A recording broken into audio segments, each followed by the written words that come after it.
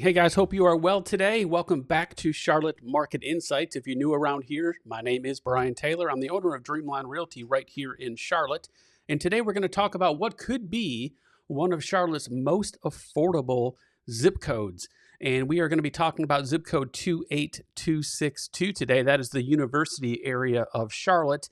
And before we get into today's video, just so you are aware, this video was brought to us today by one of my previous viewers on the channel. And I did a video of Harrisburg, North Carolina, not too long ago, going over some data there.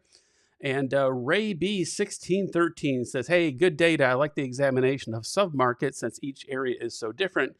Can we look at the university area?" So that is what we are going to focus on today. So if you are not familiar with Charlotte, or the zip code we're going to talk about today, this is 28262, all of this area that's surrounded in the red dots. So again, the university area of Charlotte. And just to give you some context, if I just zoom you out just a little bit, you will see that Charlotte Center City is right over here. So what is interesting about this zip code is most of what I'm going to show you today, the average sales prices out here are really, really affordable. So I'm going to zoom you back in, and I'm talking about affordability of houses priced under $400,000. So this area here, it is separated by 485. So Interstate 485, if you can see my cursor, runs right through here. And then Interstate 85 goes right up through the center of it. So you have access to both of those highways, which is super attractive if you need to get into Uptown. You're only about 15 minutes from Uptown Charlotte. So a couple things you may have an interest in here is the University of North Carolina at Charlotte is going to sit right over in this general area. You are only just south of the Charlotte Motor Speedway, and then right over here is Concord Mills, Great Wolf Lodge, all of that good stuff. So in this particular zip code, what you will find is properties that were built, I would say in the 90s. So you're going to have a little bit older properties, which makes this area more affordable in my opinion. But what I want to share with you is exactly what is happening in here as far as active sales go, what's under contract, and give you guys some context around sales prices. So if you've been following my channel at any moment in time, you'll know that I love the data. So what I've done is I've pulled data from the MLS, and I want to take a look at how many houses are currently on the market. We want to talk about what was the original list price of those houses and what is that house currently priced at, showing us if there's been any price reductions, how many have taken those, and what is the actual average sales prices and days on the market going on over there. So if you will take a look at those numbers, you can see that these properties here with the zero means that they are currently on the market for what they currently were listed at originally. So in this column here is days on the market. We'll share some of that data with you as well. So for example, some of these properties right here have taken price reductions, which are the numbers in red. So this one here was originally listed at $384,900. It's now $374,900. That's a $10,000 price reduction. And I won't take you through all of these, but a few things to point out here is you can see some of these have taken a pretty significant price reduction. That one there at $90,000 reduced. This one here at $38,000 reduced. So you have all sorts of things going on down through here. And ironically enough, there were a handful of properties in this sample of actives that actually have price increases for whatever reasons. I don't know on those. But let's go into the details here on the active listings so you guys can see what's going on. So right now, there are 40 houses currently that are on the market. We've got 16 of those that have taken no price reductions, which comes out to be 40%. We have 21 properties right here that have taken price reductions. That's 52.5% of properties have taken price reductions. That is an indication, of course, the market being where it is.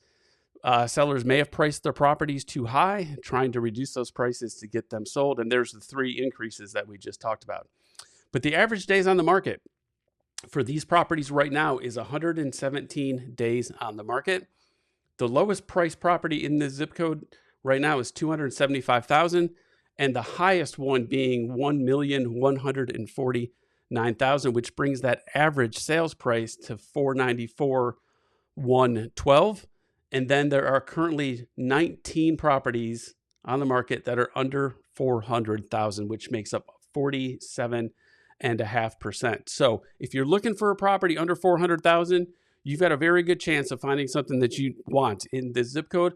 But I do want to share with you this, the average price of $494,112. If I was to go over here and back out, there's 3 properties in this sample that are priced relatively high. I just showed you one of those. It was priced at what, 800,000? Let's go back and take a look real quick. It wasn't 800,000, just 750. So 750, 1.4 million. If I was to back those out, there's 3 of them that were really high. That takes our average sales price from $494 down to $441. So just wanted to share that with you. So let's take a look at what's going on with the ones that are under contract. And we're going to see kind of the same type of a theme. There are currently 22 properties right now that are under contract. 15 of those took no price drops at all. And then 7 took price decreases.